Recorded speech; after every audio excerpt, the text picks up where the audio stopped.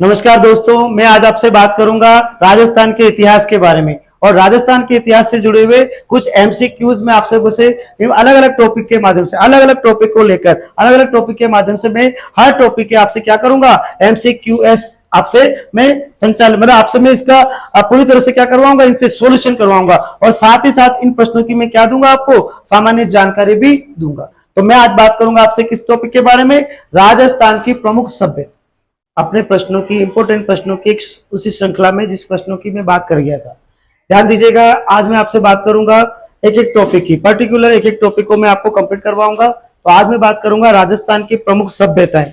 सभ्यता का मतलब प्राचीन सभ्यताएं, जहां पर आप देखिए प्राचीन सभ्यता का मतलब रहन सहन, ये लोग किस तरीके से रहते थे, अपने किस तरह से जीवन यापन करते थे, कैसे मकानों में रहते थे, आदि आदि बहुत सारी बातें। तो मैं चर्चा करूंगा आज आपसे एक बहुत ही इंपॉर्टेंट टॉपिक, राजस्थान की प्रमुख सभ्यताएं। तो आप देखिए इसके मैंने बहुत ही अच्छे अच्छे प्रश्न यहाँ पर लिए हैं आप लोगों के लिए। प्रश्न नंबर एक क्या कहता है कि कालीबंगा सभ्यता किस नदी के किनारे स्थित थी? कालीबंगा की सभ्यता किस नदी के किनारे फैली हुई थी? तो ध्यान दीजिएगा, ये जो कालीबंगा सभ्यता है, ये कालीबंगा सभ्यता अभी हम माही नदी, सरस्वती नदी, बेड़स या आर नदी किसके किनारे थी? तो ये सभ्यता थी किसके किनारे? सरस्वती नदी के किनारे। ये सभ्यता सरस्वती नदी के किनारे थी। ध्यान दीजिएगा, कालीबंगा सभ्यता वर्तमान में कहां पर है? तो वर्तमान में है ये हनुमानगढ़ जिले में। कहां पर है? हनुमानगढ़ जिले। तो हनुमानगढ़ जिले में ध्यान दीजिएगा, वर्तमान में कौन सी नदी बहती है? घग्गर।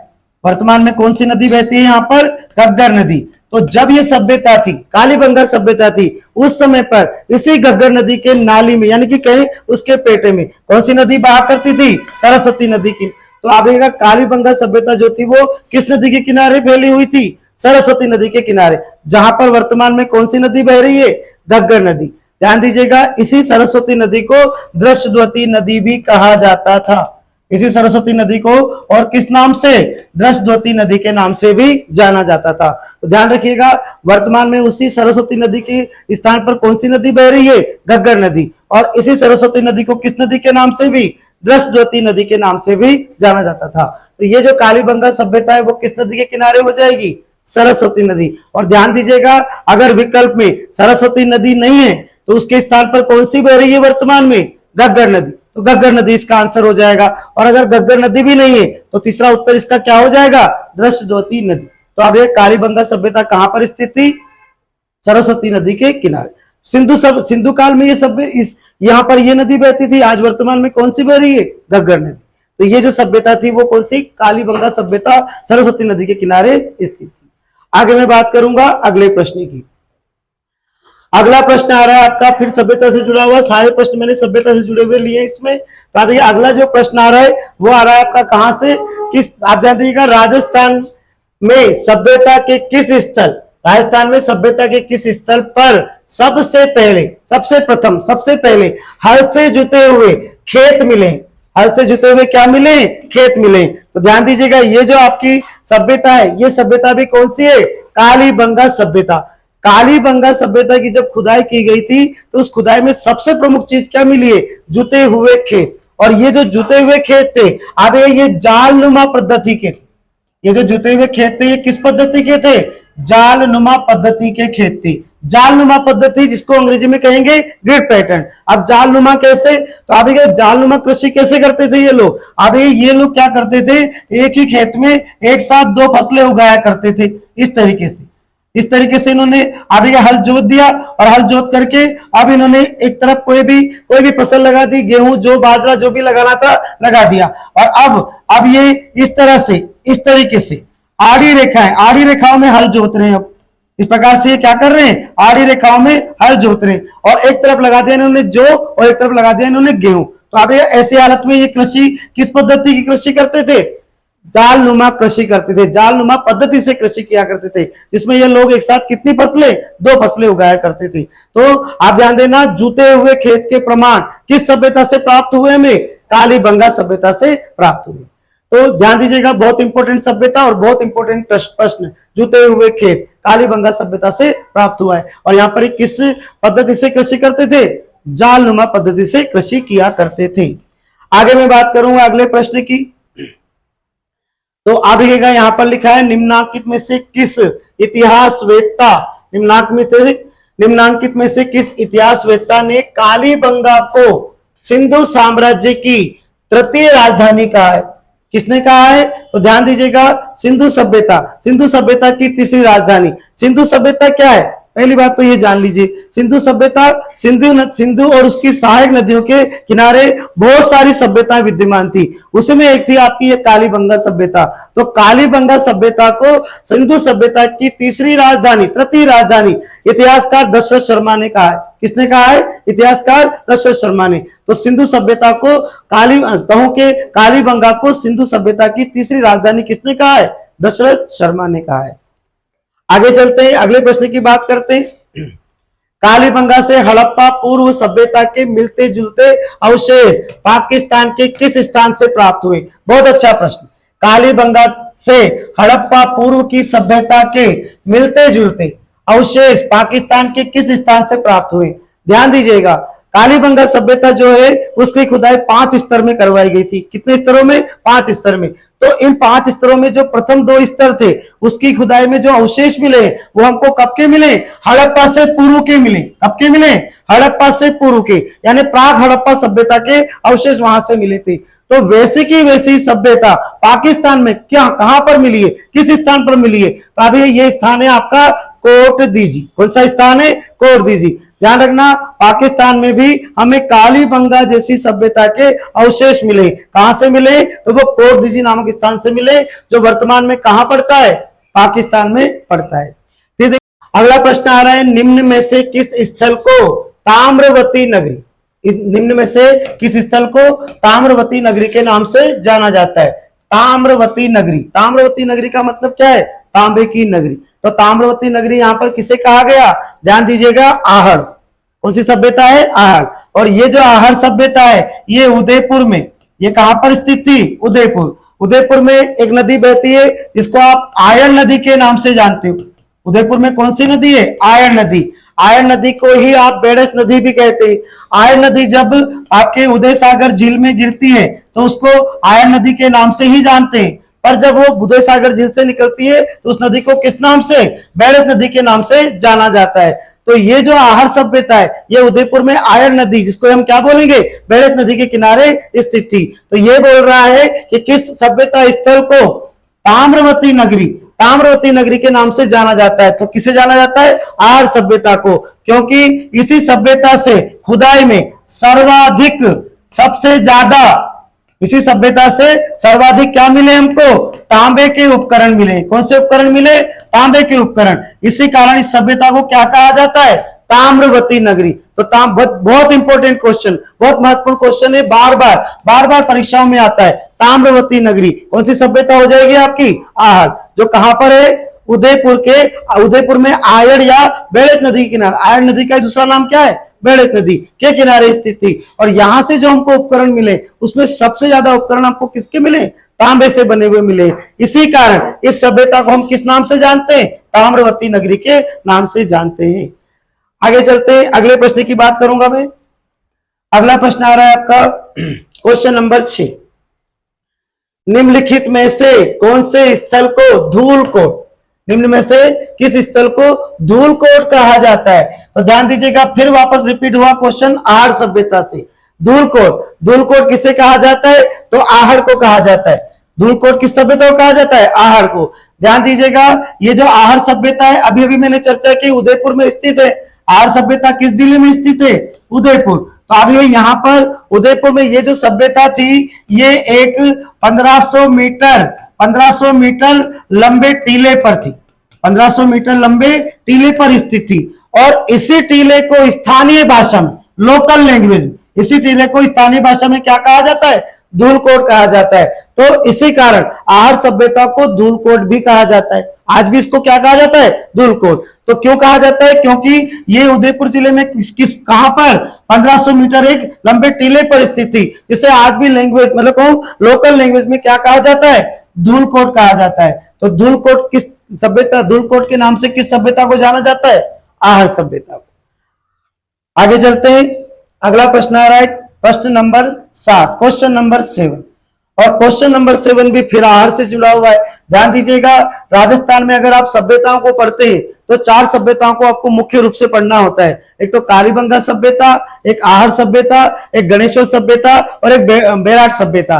तो ये जो आहार सभ्यता, इससे बहुत इंपॉर्टेंट से क्वेश्चन निकलकर आते हैं परीक्षाओं में बार बार। अब ये क्या बोल रहा है, आहार का उत्खनन कार्य किसके नेतृत्व में निष्पादित हुआ था। आहार का जो आहार सभ्यता थी उसका खुदाई, उत्खनन का मतलब क्या होता है, खुदाई। आहार सभ्यता की खुदाई किसके द्वारा करवाई गई थी, किसके निर्देशन में करवाई गई थी। तो ध्यान दीजिएगा, आहार सभ्यता की जो खुदाई थी वो एच.डी. सांकलिया, एक तो कौन है, एच.डी. सांकलिया, पर इनसे पहले रतन चंद्र अग्रवाल, इनसे पहले आहार सभ्यता को खोजने का श्रेय किसको दिया गया है, रतन चंद्र अग्रवाल। तो ये 2 हो जाएंगे, एक तो कौन हो गए आपके एच.डी. सांकलिया और एक कौन हो गया, रतन चंद्र अग्रवाल ने आहार सभ्यता की क्या करवाई थी, खुदाई करवाई थी। पहले किसने करवाई, तो रतन चंद्र अग्रवाल ने करवाई। फिर बाद में किसने काम किया, तो वो दूसरे हैं कौन, एच.डी. सांकलिया, हसमुख दास सांकलिया। इनका पूरा नाम क्या है, हसमुख दास सांकलिया। तो खुदाई कह रहे हैं कि आहार की खुदाई किसके निर्देशन में हुई, तो एच.डी. सांकलिया। अगर आपको वहां पर पहला नाम दिखाई देता है रतन चंद्र अग्रवाल, तो ये भी इसका पहला उत्तर है। दूसरा उत्तर क्या हो जाएगा, एच.डी. सांकलिया। इन्होंने काम किया पर इन्होंने ज्यादा काम नहीं किया था, ज्यादा काम करने का श्रेय किसको दिया गया, एच.डी. सांकलिया को। तो इस प्रश्न के अनुसार इसका उत्तर क्या हो जाएगा, एच.डी. सांकलिया, पर इसका एक उत्तर रतन चंद्र अग्रवाल भी होगा। और अभी ये जो आहार सभ्यता के प्रश्न बन रहे हैं बार बार, और ये इंपॉर्टेंट सी सभ्यता है, तो अभी ये तो खुदाई करवाने वाले हैं दोनों, पर मैं आपको यहीं पर बता देता हूं, इस सभ्यता की खोज सबसे पहले, इस सभ्यता के बारे में संसार को किसने बताया, किसने वायरल किया इस सभ्यता को, तो अभी इस सभ्यता को की खोज करने वाले विद्वान का नाम है अक्षय कीर्ति व्यास।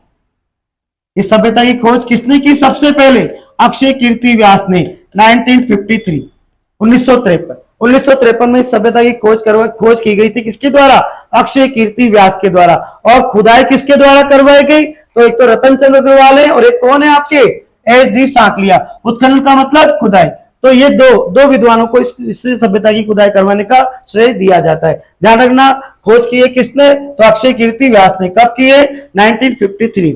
और अभी थोड़ी देर पहले, इससे पहले वाले प्रश्न में मैंने बताया था कि ये सभ्यता धूलकोट के नाम से भी जानी जाती है, और इसी सभ्यता को आपने क्या नाम दिया, ताम्रवती नगरी, तांबे की नगरी। क्यों कह रहे, क्योंकि इसी सभ्यता से सबसे ज्यादा तांबे के उपकरण मिले थे। तो इस प्रश्न का उत्तर खुदाई करवाने का श्रेय किसको दिया गया, एच.डी. सांकलिया, और एक नाम है कौन सा, रतन चंद्र अग्रवाल। और खोज किसने की थी सभ्यता की, तो अक्षय कीर्ति व्यास ने। तो ये एक बहुत इंपॉर्टेंट सा प्रश्न आपकी परीक्षा में आपको दिखाई दे सकता है। आगे बात करूंगा मैं अगले प्रश्न की, प्रश्न नंबर 8, क्वेश्चन नंबर 8।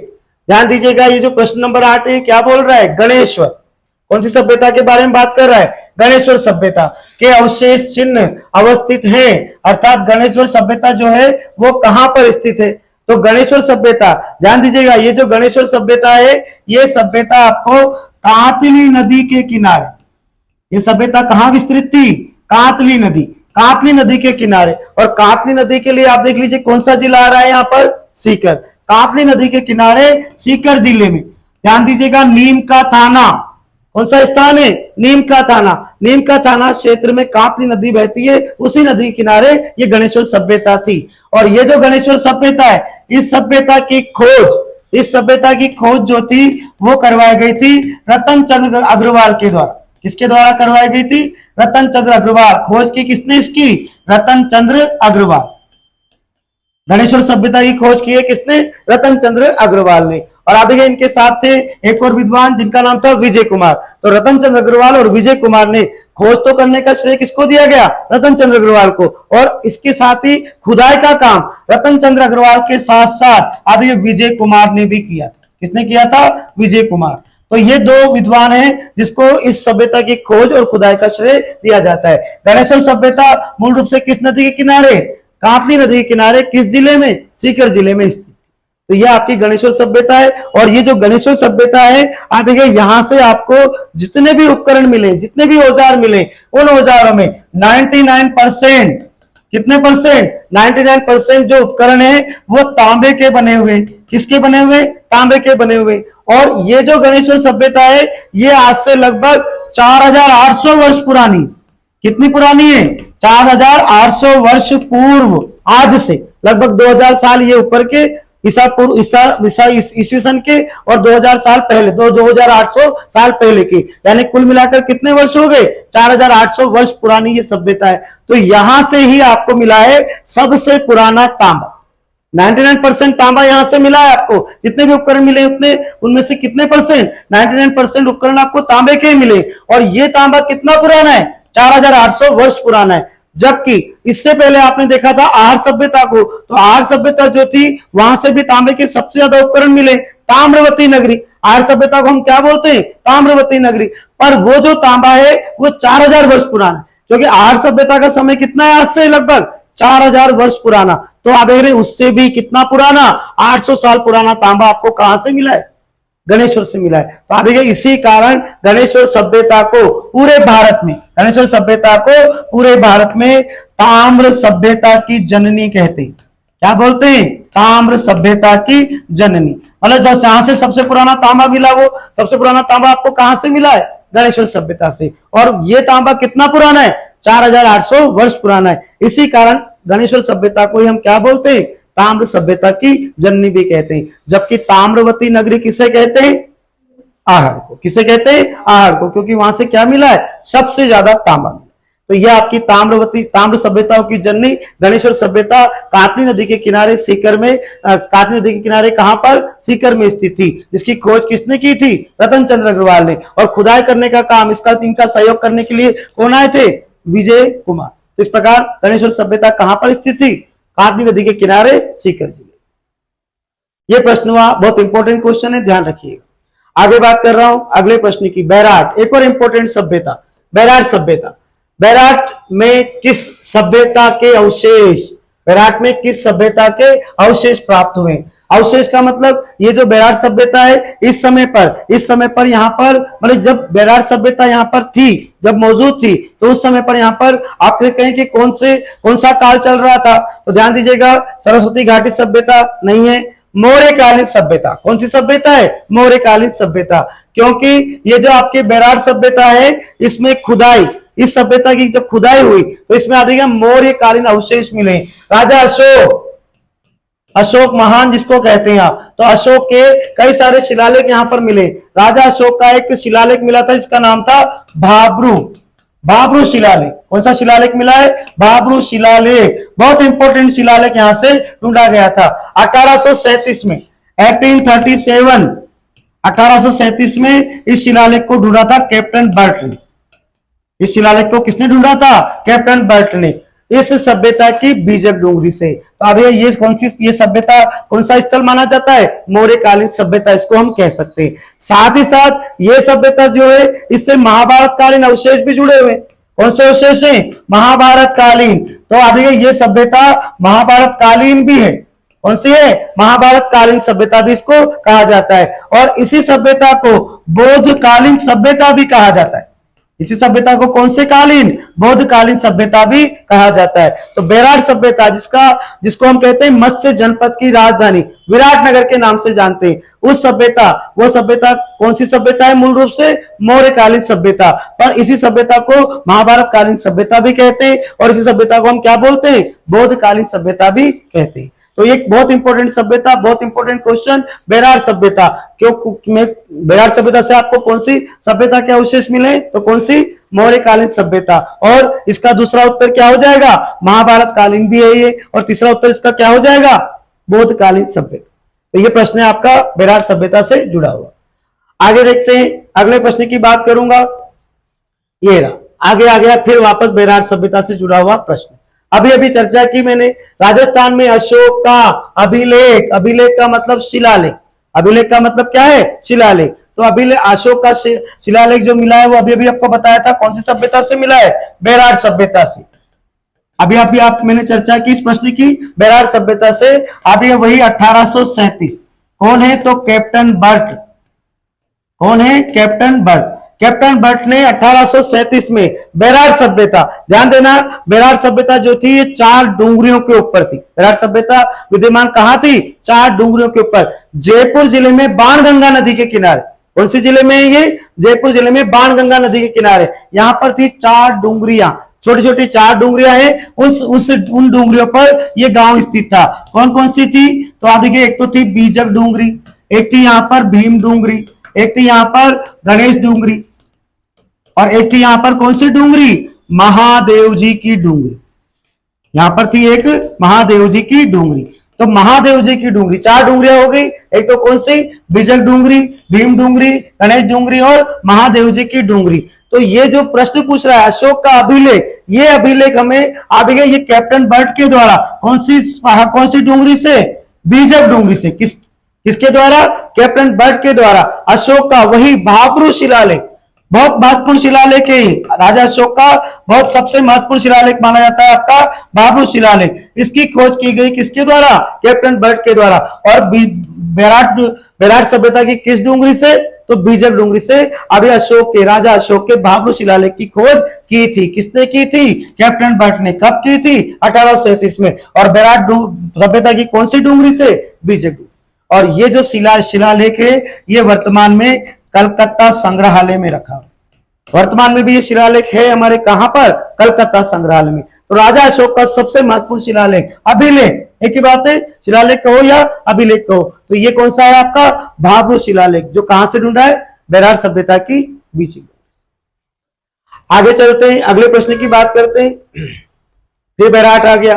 मैं बोल रहा हूं ये जो आपकी सभ्यताएं 4, गणेश्वर, बेराट, कालीबंगा और आहट, ये आपके लिए बहुत महत्वपूर्ण है। क्वेश्चन आपका यहीं से बनना है। प्रश्न आ रहा है, बेराट प्राचीन काल में राजधानी था। भाई किसकी राजधानी था? ये जो बेराट था ये किसकी राजधानी था? तो अभी ये था मत्स्य जनपद की। यहां लिखा है मत्स्य राज्य की। मत्स्य राज्य नहीं था ये था एक जनपद। ये क्या था? एक जनपद। मत्स्य जनपद की राजधानी हुआ करता था आपका बेराट। और ये जो राजधानी था ये राजधानी किस रूप में जानी थी? विराटनगर। इसको किस रूप से जानते थे? मत्स्य जनपद की राजधानी थी विराटनगर। और विराटनगर की पहचान इसी बेराट सभ्यता से हुई। मत्स्य जनपद की राजधानी क्या थी? विराटनगर। और इसकी पहचान किससे हुई है? इसी बेराट सभ्यता से की गई है। ध्यान दीजिएगा, यहां पर इस विराटनगर का राजा था राजा विराट। यहां का राजा कौन था? विराट। तो ये जो राजा विराट था इसी विराट ने इसको विराटनगर के रूप में बसाया था। तो आप देखिएगा ये जो राजा विराट था इसके समय पांडवों ने अपने अज्ञातवास, जानते हो ना पांडव को, कौरव और पांडव, महाभारत, तो पांडवों ने अपने अज्ञातवास का कुछ समय इसी राजा विराट के यहां गुजारा था। याद कीजिए, आपने देखी महाभारत, युधिष्ठिर, भीम, अर्जुन, नकुल और सहदेव, 5 पांडव थे। तो 5 पांडवों ने कौरवों के साथ खेला था चौरस, जुआ खेला था एक तरह से। तो उस जुए में आपने देखा था उस चौरस में पांडव जो थे वो सब कुछ हार चुके थे। फिर उसके बाद आपने देखा था द्रौपदी चिरहरण की आदि कई सारी कथाएं आप जानते हैं। तो फिर आप देखिएगा उसके बाद जब पांडवों को भी, पांडव भाई तो है, कोई बात नहीं, गेम में हार गए तो इनको आप इनका राज्य दे दो, लेकिन दुर्योधन ने वहां पर एक शर्त रख दी थी। क्या शर्त रख दी थी? कि यदि पांडव 12 महीने तक अज्ञातवास में रहेंगे। किसमें रहेंगे? अज्ञातवास में। अज्ञातवास का मतलब क्या है? अज्ञातवास का मतलब है कि ये पांडव जो है वो छुप कर रहेंगे, इनको कोई नहीं पहचाने। अगर ये 12 महीने तक ऐसे रह जाते तो इनको इनका राज्य दे दिया जाएगा। ठीक है साहब, शर्त थी। तो पांडवों को रहना था अज्ञातवास में। तो पांडवों ने अपने अज्ञातवास का कुछ समय विराटनगर यानी बेराट सभ्यता के राजा विराट के यहां पर गुजारा था। और इसी राजा विराट की पुत्री थी उत्तरा। इसी राजा विराट की पुत्री का नाम क्या था? उत्तरा, जिसका विवाह बाद में अर्जुन के पुत्र अभिमन्यु के साथ हुआ था। जानते हो ना, चक्रव्यूह में फंसा था अभिमन्यु, उसका विवाह किसके साथ हुआ था? उत्तरा के साथ। और ये उत्तरा कौन थी? तो इसी राजा विराट की पुत्री थी, जो कहां के राजा है मूल रूप से? विराटनगर के। विराटनगर का मतलब बेराट सभ्यता। तो आप देखिएगा ये आपके पांडवों से जुड़ा हुआ स्थान है। तो ऐसी हालत में ये जो आपका बेराट सभ्यता है तो इसकी राजधानी क्या थी आपकी? मतलब किस राज्य की राजधानी थी? किस जनपद की राजधानी थी? तो मत्स्य जनपद की राजधानी थी। और मत्स्य जनपद की पहचान किस रूप में हुई है? विराटनगर। और विराटनगर की स्थापना किसने की है? तो राजा विराट ने की है। अब ये महाभारत के समय का है राजा विराट। तो अब ये उस समय पर पांडवों ने अज्ञातवास का कुछ समय इसी राजा विराट के यहाँ पर गुजारा था। और इसी राजा विराट की पुत्री का नाम क्या है? उत्तरा। का विवाह किससे हुआ था? अर्जुन के पुत्र अभिमन्यु से हुआ था। तो ये आपको मैंने बताया था आगे की तरफ कि ये मौर्यकालीन अवशेष तो है ही सही, साथ में ये महाभारत कालीन अवशेष भी आ रहा है यहाँ पर, तो महाभारत कालीन अवशेष भी है। और यहाँ पर बौद्ध धर्म के बहुत सारे शिलालेख आदि मिले, बौद्ध धर्म के मंदिर आदि मिले, तो ये बौद्ध कालीन स्थल भी है। इस प्रकार ये बहुत इंपॉर्टेंट सी सभ्यता है हमारे राजस्थान की बेराट। तो ये किसकी राजधानी हुआ करता था? मत्स्य जनपद की। किस नाम से? विराटनगर के नाम से। ये प्रश्न बहुत इंपॉर्टेंट सा प्रश्न। आगे चलते हैं, क्वेश्चन नंबर 12। प्रश्न आ रहा है आपका 12 नंबर का। यहां पर क्या कह रहा है? ये निम्नलिखित में से कौन सा युग्म सुमेलित नहीं है? कौन सा युग्म सुमेलित नहीं है, अर्थात इनमें से कौन सा सही नहीं? आपको गलत निकालना है। इनमें से आपको क्या निकालना है? गलत। क्या दे रखा है यहाँ पर? प्राचीन स्थल के नाम दे रखे हैं आगे की तरफ, और पीछे दे रखे हैं उत्खनन करता यानी खुदाई करने वाले। तो ध्यान दीजिएगा, कालीबंगा सभ्यता, ध्यान दीजिएगा, कालीबंगा सभ्यता की खुदाई नहीं की थी, अमलानंद घोष ने खोज की। सभ्यता की खुदाई तो की है बीवी लाल और बीके थापर ने, पर कालीबंगा सभ्यता से जुड़ा हुआ आदमी कौन हो जाएगा आपका? अमलानंद घोष। 1952 में अमलानंद घोष ने कालीबंगा सभ्यता की खुदाई की थी, जो कहां पर है? हनुमानगढ़ जिले में, वर्तमान में घग्गर नदी के किनारे, जहां पर इस काल में कौन सी नदी बहती थी? सरस्वती नदी, जिसको क्या कहा जाता था? दृश्यद्योति नदी। तो कालीबंगा सभ्यता से जुड़े हुए कौन है आपके? अमलानंद घोष। आहर सभ्यता, बिल्कुल आहर सभ्यता से भी कौन जुड़े हुए? एच.डी. सांकलिया। ये भी उत्खनन करता है आहर सभ्यता के, एच.डी. सांकलिया। और इनके साथ एक और थे, आगे बताया था मैंने, रतन चंद्र अग्रवाल। हसमुख दास सांकलिया कौन सी सभ्यता से जुड़े हुए? आहर सभ्यता से। फिर आ रहा है बेराट से इन्होंने दे रखा है केदारनाथपुरी। थोड़ा सा मिसप्रिंट हो रहा है यहां पर, ध्यान दीजिएगा, केदारनाथपुरी नहीं है ये है आपके कैलाशनाथ दीक्षित। इनका नाम क्या है? कैलाशनाथ दीक्षित। तो आप बेराट सभ्यता की जो उत्खनन करता थे वो कौन थे? एक तो कैलाशनाथ दीक्षित थे और एक थे आपके नील रत्न बनर्जी। इनके साथ एक और थे सहयोगी, इनका नाम था नील रत्न बनर्जी। तो कैलाश दीक्षित, ध्यान दीजिएगा, एक केदारनाथ गलत छपा हुआ है, गलत प्रिंट हो रहा है यहाँ पर, कैलाशनाथ दीक्षित, और एक कौन है साथ में? नील रत्न बनर्जी। तो बेराट सभ्यता से जुड़े हुए आपके कौन? कैलाशनाथ दीक्षित। यहां पर कह रहा है बागोर, तो बागोर सभ्यता की खोज और खुदाई करने का श्रेय B.N. मिश्र, वीरेंद्र नाथ मिश्र। कौन है? वीरेंद्र नाथ मिश्र ने करवाया। तो आप लिखिएगा यहाँ पर कौन सुमेलित नहीं है? तो आप लिख लीजिए यहाँ पर कौन सुमेलित नहीं है? उत्तर हो गया आपका कौन सा? बेराट। कौन सा हो गया उत्तर? बेराट, क्योंकि बेराट सभ्यता के उत्खननकर्ता का नाम क्या है? कैलाशनाथ दीक्षित। तो इसका उत्तर ये होना चाहिए, जबकि यहां पर क्या छपा हुआ है? केदारनाथपुरी। तो गलत कौन सा हो गया आपका? केदारनाथपुरी। क्या बोल रहा है? एक युग्म सही नहीं है, तो कौन सा सही नहीं है भाई? केदारनाथपुरी। इनकी जगह क्या होना चाहिए? कैलाशनाथ दीक्षित या नील रत्न बना। तो उत्तर गलत कौन सा हो जाएगा आपका? ये बेराट। समझ में आई बात? आगे चलते, ध्यान दीजिएगा, अगला प्रश्न है आपका राजस्थान में बौद्ध संस्कृति के अवशेष कहां से मिले? बौद्ध संस्कृति के अवशेष। तो ध्यान दीजिएगा, आगे चर्चा कर रहे थे हम लोग बेराट। कौन सी सभ्यता है? बेराट सभ्यता से 3 प्रकार के अवशेष मिले। बौद्धकालीन अवशेष मिले, एक मौर्यकालीन अवशेष मिले और एक महाभारतकालीन अवशेष मिले।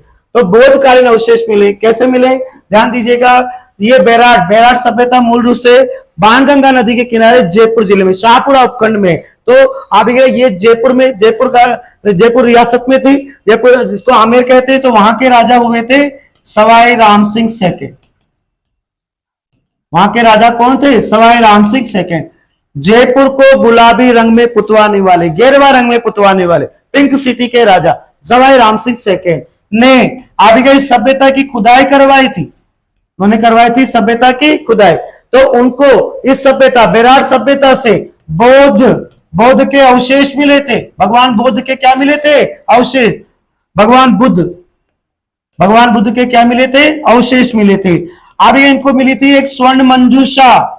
भगवान बुद्ध के इनको अवशेष मिले, और ये अवशेष किसमें मिले थे? एक स्वर्ण मंजूषा में मिले थे, सोने का सूटकेस। स्वर्ण मंजूषा का मतलब क्या हो गया? सोने का सूटकेस, स्वर्ण मंजूषा मिली थी। और स्वर्ण मंजूषा सोने के सूटकेस में क्या था, छोटा सा सूटकेस है, उसमें इनको क्या मिले थे, भगवान बुद्ध के अवशेष मिले थे। तो यही स्थल कौन सा है आपका, बौद्ध संस्कृति से जुड़ा हुआ अवशेष है। यहाँ पर बौद्धों के मंदिर मिले, बौद्ध के शिलालेख मिले। अब इस प्रकार ये जो अवशेष है आपका बौद्धकालीन अवशेष है, आपको कहां से प्राप्त हुआ है, बेरार सभ्यता से। तो राजस्थान में बौद्ध संस्कृति के अवशेष कहां से मिले आपको, बेरार से। और इसकी खुदाई करवाई थी राम सिंह सेकंड ने, तब उनको इस खुदाई में क्या मिला था, एक स्वर्ण मंजूषा मिली थी, यानी एक सोने का सूटकेस मिला था। उसमें क्या मिले थे इनको, भगवान बुद्ध के अवशेष मिले थे। तो इस सभ्यता को बौद्धकालीन अवशेष या बौद्ध संस्कृति का अवशेष भी माना जाता है। आगे आ रहा है प्रश्न नंबर 14, प्रश्न नंबर 14। ध्यान दीजिएगा, प्रश्न नंबर 14 क्या कह रहा है। अब आ रहा है प्रश्न नंबर 14, प्रश्न नंबर 14। ध्यान दीजिएगा, प्रश्न नंबर 14 क्या कह रहा है। महाभारत के अनुसार किस महाजनपद में पांडवों ने अपने अज्ञातवास के समय जीवन यापन किया था। अभी थोड़ी देर पहले मैं चर्चा करके गया आपसे, बताइए कौन सी सभ्यता थी, वो कौन सा स्थान था, सभ्यता कौन सी थी, बैराट सभ्यता, जो किस जनपद की राजधानी थी, मत्स्य जनपद। तो यहां पर उसने महाजनपद लिखा है, तो महाजनपद कौन सा था, यहां पर मत्स्य जनपद था। और सभ्यता कौन सी हो जाएगी, बैराट, जिसका एक दूसरा नाम क्या बताया था अभी आपको, विराटनगर। किसने बसाया था, राजा विराट ने, जो महाभारत से जुड़े हुए। और आपको बताया था उनकी पुत्री थी उत्तरा, जिसका विवाह किससे हुआ था, अर्जुन के पुत्र अभिमन्यु से हुआ था। तो महाभारत के अनुसार किस महाजनपद में पांडवों ने अपने अज्ञातवास का समय जीवन यापन किया था, अज्ञातवास का समय गुजारा था। याद कीजिए, आप लोगों ने कभी लॉकडाउन में, कोरोना काल में महाभारत देखी होगी, घर पर बैठे बैठे कुछ तो किया होगा। तो ध्यान दीजिएगा, उस समय आपने जाना था कि ये जो पांडव थे, ये पांडव अज्ञातवास में, यहाँ मैंने बताया अभी थोड़ी देर पहले, अज्ञातवास मिला था उनको 12 महीने का, तो उस समय पर ही वो यहाँ पर आए थे। अब हुआ क्या था कि पांडव जो थे 5 थे, युधिष्ठिर, भीम, अर्जुन, नकुल और सहदेव। तो आपको मैं बता रहा था कि यहाँ के राजा विराट, उत्तरा के पापा अभिमन्यु के ससुर जी, तो विराट जो थे वो एक राजा थे यहाँ के, विराटनगर के राजा कौन थे, राजा विराट। तो आप देखो पांडव में कौन था, युधिष्ठिर, सबसे बड़ा कौन है, युधिष्ठिर। तो वो युधिष्ठिर जो था वो राजा विराट का मंत्री बन गया था, अज्ञातवास में था, नाम बदलकर वो क्या बन गया था, विराट का मंत्री बन गया था। उसके बाद दूसरे थे आपके भीम, तो भीम आप जानते हो खाने का उनको बहुत शौक था, तो वो रसोई में रसोईया बन गए थे, इसको हम बोलते हैं खानसामा। आप खानसामा समझते हो ना, खाना बनाने वाला, तो भीम बन गए थे इनके खानसामा। उसके बाद अर्जुन जो थे वो उत्तरा को नृत्य सिखाया करते थे। राजा विराट की पुत्री का नाम उत्तरा, अभिमन्यु की पत्नी, तो उनको वो क्या करते थे, अज्ञातवास में वो राजा विराट की पुत्री उत्तरा को अर्जुन नृत्य सिखाया करते थे। और जो सबसे छोटे थे दोनों, नकुल और सहदेव, वो राजा विराट के अस्तबल में, घोड़ों के अस्तबल, राजा विराट के जो घोड़े थे उनको संभालने का, मतलब अस्तबल में काम करते थे। और द्रौपदी भी थी इनके साथ में, तो द्रौपदी जो थी वो इनकी दासी बनी। तो आप देखिएगा, पांडवों ने अपने अज्ञातवास का समय किसके पास गुजारा था, इसी बैराट, मत्स्य जनपद के राजा, मत्स्य जनपद में है बैराट, विराट सभ्यता, तो विराटनगर, तो अभी उसी के राजा थे विराट, उनके पास गुजारा। तो ये भी बहुत इंपॉर्टेंट सा क्वेश्चन है, मैंने बताया ना, महाभारत कालीन स्थल है बैराट सभ्यता। आगे चलते हैं, अगले प्रश्न की बात करते हैं। गिलुंड, अगली सभ्यता कौन सी आ रही है आपकी, गिलुंड सभ्यता। अगला प्रश्न आ रहा है प्रश्न नंबर 15, क्वेश्चन नंबर 15। ये क्वेश्चन क्या कह रहा है आपसे, ध्यान दीजिएगा। गिलुंड सभ्यता किस नदी के किनारे पर स्थित है, गिलुंड सभ्यता किस नदी के किनारे पर स्थित है। तो ध्यान दीजिएगा, गिलुंड सभ्यता जो है वो है मूल रूप से राजसमंद जिले में। कौन से जिले में, राजसमंद जिले में। और राजसमंद जिले में कौन सी नदी निकलती है, बनास। कौन सी नदी के किनारे, बनास नदी के किनारे ये राजसमंद की खमनोर पहाड़ियों से निकलती है बनास नदी। तो आप ये जो सभ्यता आपकी गिलुंड सभ्यता, इसे बनास संस्कृति सभ्यता भी कहा जाता है, क्योंकि किस नदी के किनारे, बनास नदी के किनारे। इसी कारण इसको क्या कहा जाता है, बनास संस्कृति सभ्यता के नाम से भी इसे जाना जाता है, बनास संस्कृति सभ्यता। ध्यान रखिएगा, गिलुंड सभ्यता किस नदी के किनारे, बनास नदी के किनारे। कौन से जिले में, राजसमंद जिले में। और इसे क्या कहा जाता है, बनास संस्कृति सभ्यता। अच्छा, एक और बात मैं यहीं पर बता देता हूं आपको, गिलुंड सभ्यता, ये जो गिलुंड सभ्यता है, यहीं से हमें पक्की ईंटों के मकान मिले। कौन से मकान मिले, पक्की ईंटों के मकान। पक्के ईंटों के मकान आपको कहां से मिले? इस गिलुंड सभ्यता से मिले। कालीबंगा में मिले कच्ची ईंटों के मकान, आहर से मिले धूप में पकाई हुई, धूप में सुखाई हुई ईंटों के मकान। फिर ये जो गिलुंड सभ्यता है, यहां से कौन से मकान है? पक्के ईंटों के मकान यहां से मिले। तो ये क्वेश्चन बनता है गिलुंड सभ्यता से मैक्सिमम टाइम पर। राजसमंद जिले में बनास नदी के किनारे स्थित है आपकी गिलुंड सभ्यता। तो ये सभ्यता कौन सी है आपकी? गिलुंड सभ्यता। आगे चलते अगले प्रश्न की बात करते हैं।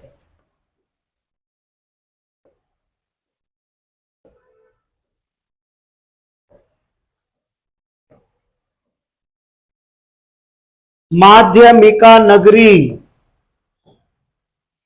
ध्यान दीजिएगा, माध्यमिका नगरी। माध्यमिका, थोड़ा इसको संशोधित करते हैं, इसको कहते हैं मध्यमिका। तो क्या बोलते हैं? मध्यमिका नगरी। मध्यमिका भी बोलते हैं, इसी को बोलते हैं मध्यमिका। इसी को क्या बोलते हैं? मध्यमिका। दोबारा लिख देता हूं, मध्यमिका, मध्यमिका नगरी, या फिर इसी को क्या बोलेंगे हम? मध्यमिका, मध्यमिका नगरी। मध्यमिका नगरी या मध्यमिका नगरी। आबेगा ये कौन सी सभ्यता है? तो आबेगा ये नगरी सभ्यता है। और ये किस जिले में है? तो ये है चित्तौड़गढ़। ये कहां पर है? चित्तौड़गढ़ में। मैं बता देता हूं आपको, ये जो मध्यमिका नगरी है या नगरी सभ्यता थी, ये थी शिवी जनपद की राजधानी। ये कौन से जनपद की राजधानी थी? शिवी जनपद की राजधानी। इसे कहते हैं शिवी जनपद की राजधानी। एक जनपद हुआ करता था, उसकी पहचान इसी नगरी सभ्यता से हुई है। और ये नगरी सभ्यता मूल रूप से आज क्या है? आज मूल रूप से है ये चित्तौड़ जिला। चित्तौड़ जिला, तो इसे ही क्या कहा जाता था? शिवी जनपद की राजधानी। और मैं बता दूं आपको, ये जो मध्यमिका नगरी है, इसको आप शिवी जनपद की राजधानी भी कहते हैं, नगरी। इसका मूल नाम क्या है? नगरी। ये राजस्थान में खोदा गया पहला सभ्यता स्थल था। राजस्थान में खोदा गया पहला सभ्यता स्थल। और इसकी खुदाई और खोज किसके द्वारा करवाई गई थी? डी.आर. भंडारकर। इसकी खोज और खुदाई किसने की है? डी.आर. भंडारकर। डी.आर. भंडारकर ने इसकी खुदाई और खोज और खुदाई करवाई थी 1904।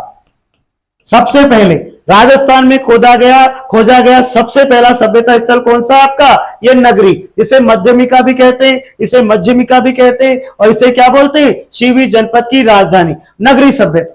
और यही राजस्थान में क्या है? खोदा गया पहला सभ्यता स्थल, जिसकी खोज और खुदाई किसने की है? डी.आर. भंडारकर, 1904। यहां से क्या मिला है? तो यहां से मिले शिवी जनपद के सिक्के, 4 चंद्राकार कुएं और भारत का प्राचीनतम विष्णु मंदिर के अवशेष भी आपको नगरी सभ्यता से, इसी मध्यमिका नगरी से, इसी मध्यमिका नगरी से और इसी शिवी जनपद की राजधानी से प्राप्त हुए। तो बहुत इंपॉर्टेंट सी सभ्यता मध्यमिका, जिसको हम कहेंगे नगरी सभ्यता। राजस्थान में खोदा गया पहला सभ्यता स्थल। आगे चलते हैं, अगला प्रश्न ले लेते हैं। प्रश्न नंबर 17। प्रश्न नंबर 17 आ रहा है। क्या कह रहा है ये? किस जिले में बालाथल सभ्यता स्थित है? अब अभी ये जो बालाथल सभ्यता है, ये है उदयपुर में। कहां पर है? उदयपुर। उदयपुर में वर्तमान में एक तहसील पड़ती है वल्लभनगर। उदयपुर में वर्तमान में एक तहसील पड़ती है, इसका नाम क्या है? वल्लभनगर। तो इसी वल्लभनगर तहसील में एक बालाथल नामक गांव है। एक तरह से क्या कहेंगे इसको? बालाथल नामक एक स्थान है। तो बालाथल सभ्यता किस जिले में स्थित है? उदयपुर में। उदयपुर में कौन सी? वल्लभनगर तहसील के पास, वल्लभनगर तहसील में पड़ता है ये गांव, जिसका नाम क्या है? बालाथल गांव। तो बालाथल सभ्यता किस जिले में स्थित है? उदयपुर जिले में स्थित है। आगे चलते हैं, आगे आ रहा है प्रश्न नंबर 18। प्रश्न नंबर 18 आप देखिएगा, ये प्रश्न क्या कह रहा है? 11 कमरों वाला विशाल भवन।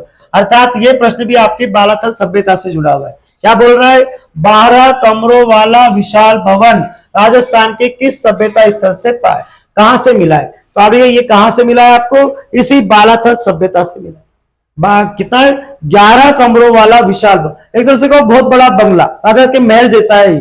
11 कमरे बहुत होते हैं। तो ये आपको कहां से मिला है? बालाथल से। और अभी भी चर्चा की है मैंने कि बालाथल सभ्यता कहां पर है?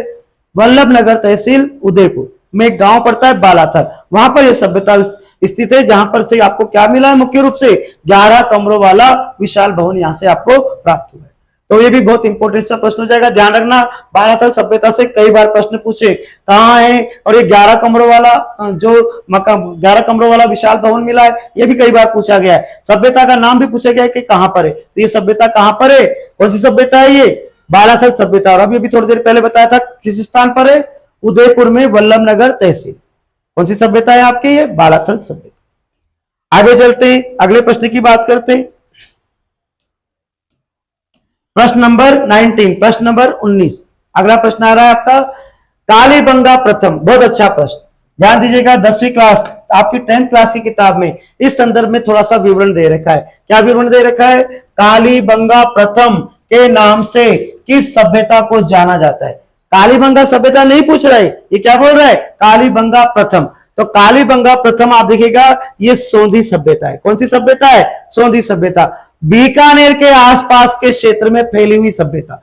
और कालीबंगा सभ्यता कहां है, हनुमानगढ़ जिले में। जबकि ये कालीबंगा प्रथम किसको कह रहे हैं हम, आदिगज सोंधी सभ्यता को, जो कहां पर है, बीकानेर और उसके आसपास के क्षेत्र में फैली हुई सभ्यता जो थी उसको क्या कहा जाता था, सोंधी सभ्यता कहा जाता था। और इसी सभ्यता को क्या कहा जाता है, कालीबंगा प्रथम। कालीबंगा प्रथम के नाम से भी इसे जाना जाता है। याद कीजिए, अमलानंद घोष, कालीबंगा सभ्यता जो मूल कालीबंगा है उसकी मैं बात कर रहा हूं। कालीबंगा सभ्यता की खोज किसने की थी, अमलानंद घोष ने की थी। तो आप देखिए, उसी ने इसको क्या कहा है, कालीबंगा प्रथम कहा है। और इसी सभ्यता को कहा इसने कालीबंगा का उद्भव स्थल। कालीबंगा सभ्यता का उद्भव स्थल भी इसे बोला है। किसने बोला है, अमलानंद घोष ने, जो कौन है, कालीबंगा सभ्यता के खोज कर, इन्होंने कालीबंगा सभ्यता को खोजा था। तो कालीबंगा प्रथम के नाम से किस सभ्यता को जाना जाएगा, सोंधी सभ्यता, जो कहां पर स्थित है, बीकानेर उसके आसपास के क्षेत्र में स्थित है। ये सोंधी सभ्यता, इसे कहा जाता है कालीबंगा प्रथम, और इसे कहा जाता है कालीबंगा का उद्भव स्थल, प्रारंभिक स्थल भी इसे कहा जाता है। किसे, इस सोंधी सभ्यता। तो ये सभ्यता है आपकी सोंधी सभ्यता। 10th क्लास में दे रखा है इसका विवरण। अवश्य आरबीएसई बोर्ड की पुस्तकों में अगर कुछ लिखा है तो वो आपके लिए बहुत काम की पुस्तकें हैं, बहुत काम के प्रश्न हो जाते हैं। आगे बात करते हैं अगले प्रश्न की। आगे आ रहा है आपका प्रश्न, राजस्थान के किस जिले में पुरातात्विक बागोर कस्बा स्थित है। पुरातात्विक यानी कि वही सभ्यता, पुरातात्विक शहर है ये, पुरातात्विक कस्बा है, यानी बागोर। कौन सी सभ्यता बोल रहा है ये, बागोर सभ्यता कहां स्थित है। तो बागोर सभ्यता जो है वो आप देखिएगा, वो है आपकी भीलवाड़ा जिले में। कहां पर है, भीलवाड़ा जिले। भीलवाड़ा जिले में कोठारी नदी, भीलवाड़ा जिले में कौन सी नदी है, कोठारी नदी के किनारे, कोठारी नदी के किनारे आपकी ये बागोर सभ्यता भीलवाड़ा जिले में स्थित है। और कोठारी नदी के किनारे कौन से स्थल पर, महासती के टीले पर। कौन से टीले पर, महासती के टीले पर यह सभ्यता खोदी गई थी। तो बागोर सभ्यता कहां पर स्थित है, भीलवाड़ा जिले में, कोठारी नदी के किनारे, महासती के टीले। बागोर सभ्यता से एक बहुत इंपॉर्टेंट सा क्वेश्चन निकल सकता है आप लोगों के लिए। ध्यान दीजिएगा, ये जो बागोर सभ्यता है ये पाषाण कालीन स्थल है।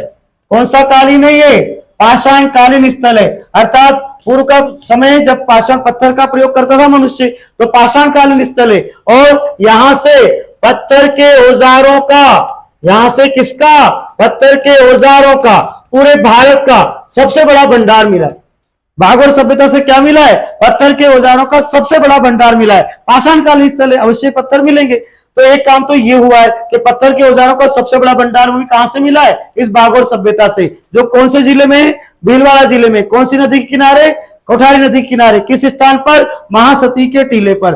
और इसी बागोर सभ्यता से अगर हम पूछे राजस्थान में, तो राजस्थान में तो आपके पशुपालन और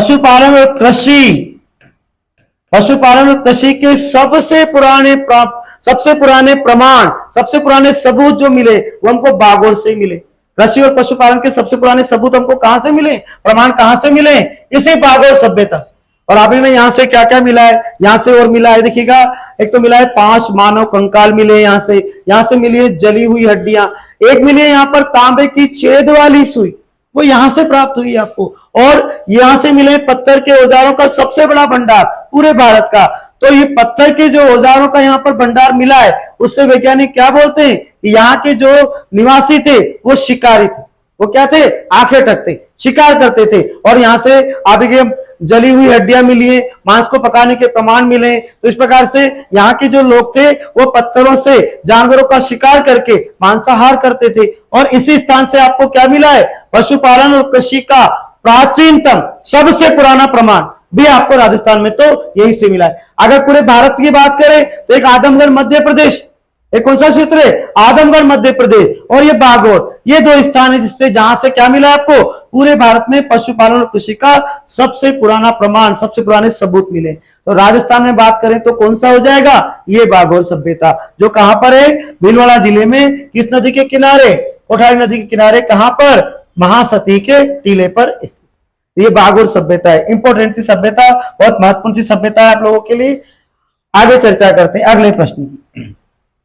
अगला प्रश्न आ रहा है आपका प्रश्न नंबर 21, 21, क्वेश्चन नंबर 21। क्या कह रहा है ये बोल रहा है कि राजस्थान में जिसे प्राचीन भारत का टाटा नगर, राजस्थान में जिसे प्राचीन भारत का टाटा नगर कहा जाता है वो कौन सा स्थान था? क्या आप जानते हैं वर्तमान भारत का टाटा नगर?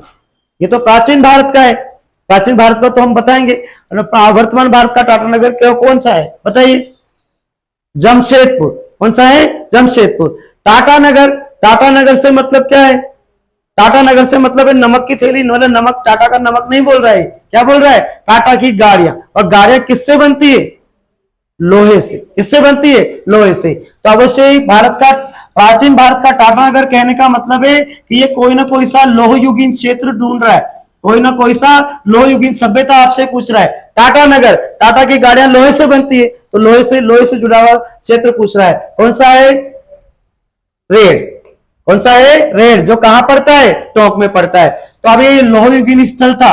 कौन सा स्थल था? लोहयुगीन स्थल। और इस सभ्यता स्थल से, रेड से पूरे भारत में लोहे के उपकरणों का अत्यधिक सबसे बड़ा भंडार मिला है। लोहे के उपकरणों का क्या मिला है? यहां से सबसे बड़ा भंडार मिला है। इसी कारण इसको क्या कहा जाता है?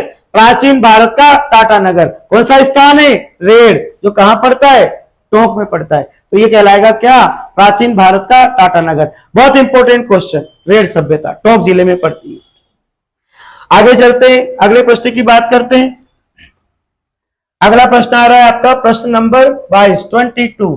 साबी नदी के तट पर, साबी नदी के तट पर कौन सी सभ्यता, राजस्थान की सभ्यता का कौन सा स्थल यहां पर बसा हुआ था?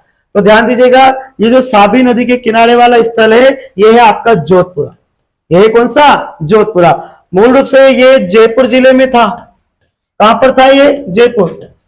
साबी नदी कहां पर बह रही है? जयपुर में। तो साबी नदी के किनारे जोधपुरा सभ्यता कहां पर थी? जयपुर जिले में। कोटपुतली नया जिला बना है क्या? कोटपुतली नया जिला बना है?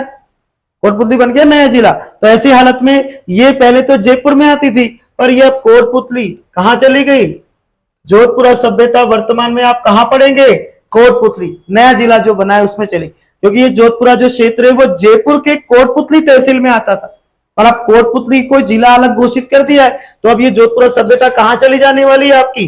कोटपुतली में चली जाने वाली। तो यहीं पर बहती है कौन सी नदी? साबी नदी के किनारे कौन सा सभ्यता स्थल था? जोधपुरा, जो पहले किसमें था? जयपुर में। आज की बात करूं मैं तो ये कहां चला गया? कोटपुतली जिले में चला गया।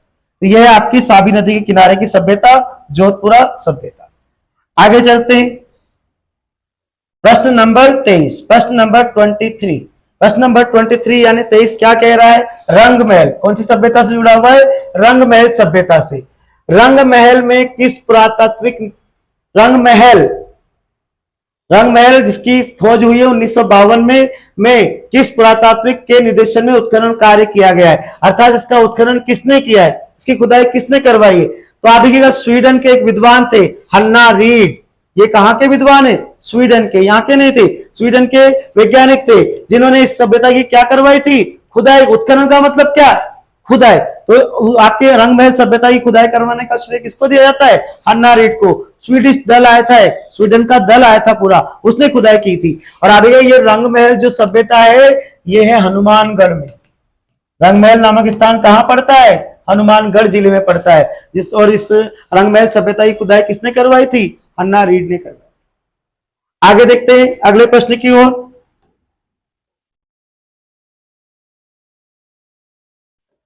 अगले प्रश्न की तरफ चलते हैं। अगला प्रश्न आ रहा है प्रश्न नंबर 24। ये क्या बोल रहा है? प्रश्न नंबर 24 कहता है कि प्राचीन सभ्यता स्थल एवं उनके जिलों को सुमेलित कीजिए। प्राचीन सभ्यता स्थल और उनके जिलों को क्या करना है? आपको सुमेलित करना है।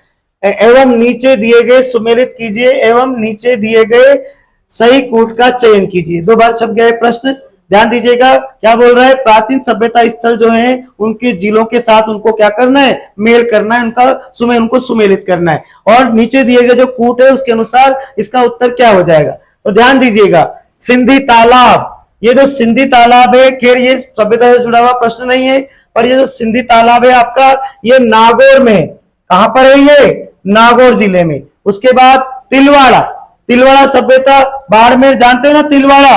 तिलवाड़ा बाड़मेर, मल्लीनाथ जी को जानते हैं आप? मल्लीनाथ जी का मंदिर कहां बना हुआ है? तिलवाड़ा बाड़मेर में। तो तिलवाड़ा सभ्यता कहां पर मिलेगी? बाड़मेर में। उसके बाद बीजक की पहाड़ी, अभी थोड़ी देर पहले चर्चा की है, बीजक की पहाड़ी से अभी कैप्टन बर्ट ने राजा अशोक के भाभू शिलालेख की खोज की थी। बीजक पहाड़ी जो कहां पर है?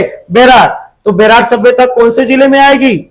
जयपुर में आएगी। और नगरी, यस, अभी अभी शिवी जनपद की राजधानी पढ़ी हमने, मध्यमिका नगरी। तो ये शिवी जनपद की राजधानी यानी मध्यमिका नगरी कहां पर है?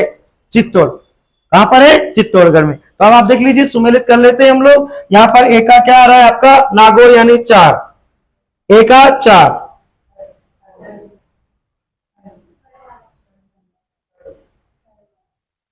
ये रहा एका 4, ये रहा एका 4। फिर बी में क्या लिखा? तिलवाड़ा, तिलवाड़ा का बता रहे हैं आप बाड़मेर यानी 3, तो बी का 3 ये हो गया।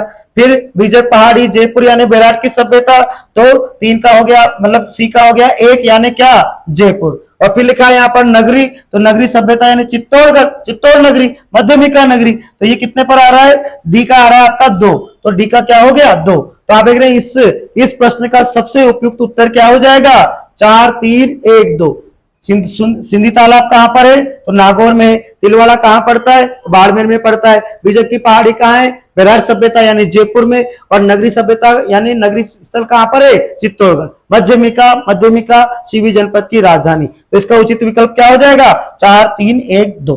तो ये आपका बहुत अच्छा प्रश्न, इस टाइप के प्रश्न बनते हैं तो आप देखिएगा इनसे आपको बहुत सारे प्रश्नों के उत्तर मिलते हैं। इस टाइप के प्रश्नों की जरूर प्रैक्टिस किया करें। एक ही प्रश्न में 4 उत्तर मिले, आप 4 चीजों का नॉलेज मिला है आपको, तो ये बहुत अच्छे प्रश्न होते हैं। और इसमें हो ये भी जाता है कि कई बार हमको सारे नहीं आते पर 2-3 भी आते हैं, तो भी परफेक्टली उसका उत्तर निकल जाता है, क्योंकि वो उनसे मेल खाएगा तभी उसका उत्तर निकलेगा। तो इस प्रश्न का उत्तर हो जाएगा आपका क्या? 4 3 2 1। ठीक है, आगे चलते हैं, अगले प्रश्न की चर्चा करते हैं। प्रश्न नंबर 25, गणेश्वर सभ्यता। फिर किससे जुड़ा हुआ आ गया? ये गणेश्वर सभ्यता से। याद कीजिए, गणेश्वर सभ्यता को आपने आगे नाम दिया था, मैंने बताया था कि यहां पर गणेश्वर सभ्यता से मतलब प्राचीनतम सबसे पुराने तांबे के उपकरण मिले। क्या मिले? तांबे के उपकरण। 99% गणेश्वर सभ्यता से जितने भी उपकरण मिले उसमें से 99% उपकरण किसके मिले? तांबे के मिले। तो आप इसी कारण गणेश्वर सभ्यता को हम भारत में ताम्र सभ्यताओं की जननी कहते हैं। क्या बोलते हैं? ताम्र सभ्यताओं की जननी कहते हैं। तो ऐसी हालत में ताम्र सभ्यताओं की जननी जो होगा वो किससे जुड़ा होगा? ताम्र किससे जुड़ा होगा? तांबे से जुड़ा होगा। और ताम्र, ये तो ताम्रकालीन स्थल है और कांस्य युगीन स्थल है। कौन सा स्थल है? ताम्र युगीन। कौन सा स्थल है? किस काल से संबंधित है? तो ताम्रवती, ताम्र सभ्यताओं की नगरी है, मतलब ताम्र सभ्यताओं की जननी, क्षमा कीजिएगा, ताम्र सभ्यताओं की जननी, क्योंकि यहां से भारत में, पूरे भारत में सबसे पुराना तांबा जो मिला है आपको, वो कहां से मिला है? आपके गणेश्वर सभ्यता से। आज से लगभग कितने वर्ष पुराना तांबा मिला है? 4800 वर्ष पुराना तांबा, जो भारत में मिलने वाला सबसे पुराना तांबा माना जाता है। इसीलिए गणेश्वर सभ्यता को आप क्या बोलते हैं? भारत में ताम्र सभ्यताओं की जननी कहते हैं। तो और ये इसीलिए कौन सा स्थल हो जाएगा? ये ताम्रयुगीन स्थल। और इसे हम क्या बोलते हैं? आप जानते हैं कांसा क्या होता है? तांबे और जस्ते को जब मिश्रित करते हैं, किसको? तांबे और जस्ते को मिश्रित करते हैं, तो वो क्या बन जाता है? कांसा। क्या बन जाता है? कांसा। तो एक शब्द है, मेरे को किसी ने बताया था पिताजी। एक शब्द है जी, मुझे बताया था किसी ने, पिताजी। पीतल, तांबा और जस्ता। पीतल, तांबा और जस्ता जब मिश्रित होता है तो वो क्या बन जाता है? कांसा। तो ये ताम्रयुगीन स्थल भी है और ये ही कांस्य युगीन स्थल भी। आगे चलते हैं। प्रश्न नंबर 26। प्रश्न नंबर कौन सा हो गया? 26। क्या कह रहा है ये?